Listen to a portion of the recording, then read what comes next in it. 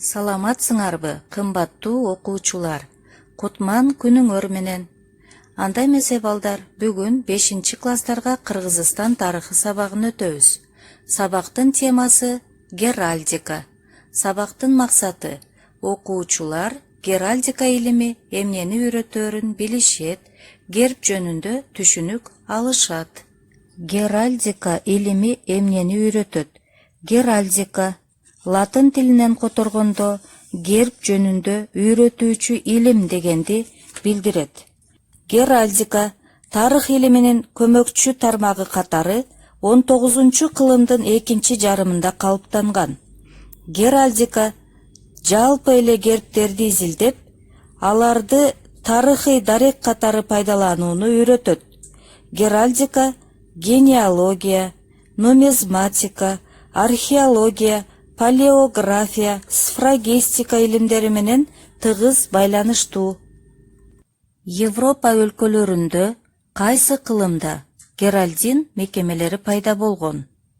Геральдика кафедрасы Европада биринчи жолу Берлинде 1706 жылы, Россияда 1726 жылы ачылган. 1792 жылы Герольд Мейстер кеңсеси уюшулуп, 1918 жылы Ленинградтын тарых архивинин гербтик музейи аталган. Россияда геральдиканын өнүгүшү Петр I ишмердүүлүгү менен байланышкан. Герб жөнүндө түшүнүк. Герб символдук мааниге ээ эмблема. Байыртадан эле уруулар, шаарлар, мамлекеттер, Европада ак сөөктөр бири-биринен айырмаланып туруш үчүн ар кандай белгилерди колдонушкан.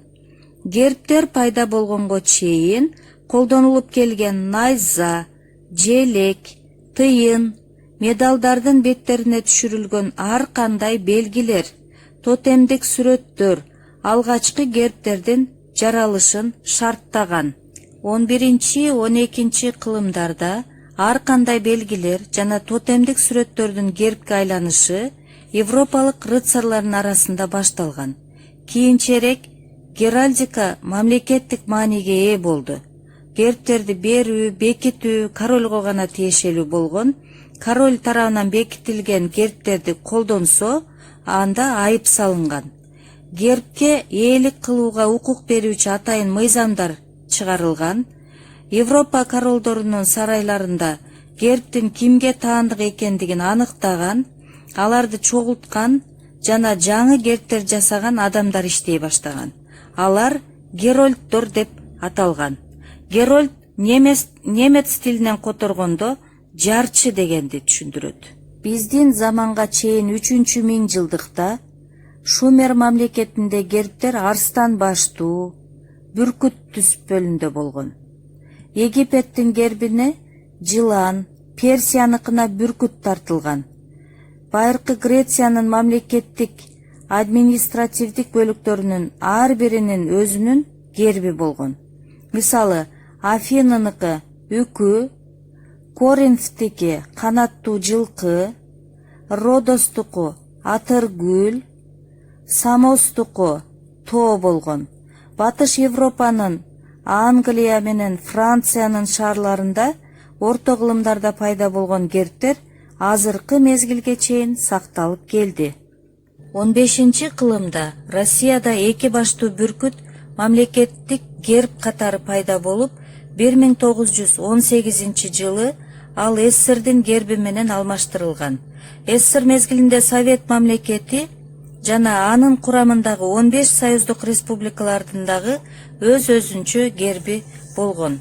Биздин азыркы Кыргызстан 1924 жылы Кыргыз автономиялык облус, 1926 жылы Кыргыз автономиялык республика, 1936 жылы Кыргыз Советтик социалисттик республика деп аталган. Кыргыз СССРинин гербинин долбоору сынакка коюлуп, сынакта художник Павленконун долбоору жеңип чыккан. Кыргыз республикасынын герби 1994 жылы 14 январда кабыл алынган. Герб эгемендүү мамлекеттин расмий белгиси. Гербда туу сыяктуу ыйык сакталып, мерчемдүү жерлерге илинип, айрым маанилүү документтерде колдонулат. Анын авторлору сүрөтчү Асейин Абдыраев менен милициянын генералы Дубанаев. Гербдеги ак мөңгүлүү ала тообуздан күндүн нуру жаңыдан чыгып келе жаткандай көрүнөт. Андагы тоолор жерге бизди билдирсе, көл кыргыз элинин сыймыгы Ысык көлдү эске салат.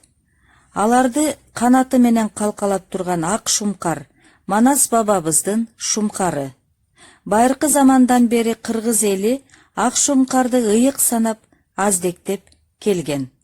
Гербтин эки капталындагы пахта буудай, жылуулуктун, токчулуктун белгисин билдирет. Сабакты бышыктоо. Герб жасаган адамдар. Герольдтор. Герольдтор иштеген аймак Европа. 1726 жылы Геральдика кафедрасы каякта ачылган. Россияда белгилүү адамдын өздүк элементин туюндурган сөз. Белги. Үйгө тапшырма. Геральдика деген теманы окуп, Герольдтор деген кимдер деген темада ойлонуп, түшүнүгүңөрдү дептерге жазасыңар. Интернет материалдарды колдонуу менен мамлекеттик символдор боюнча буклеттерди жасасаңар болот. Саламатта болгула, балдар.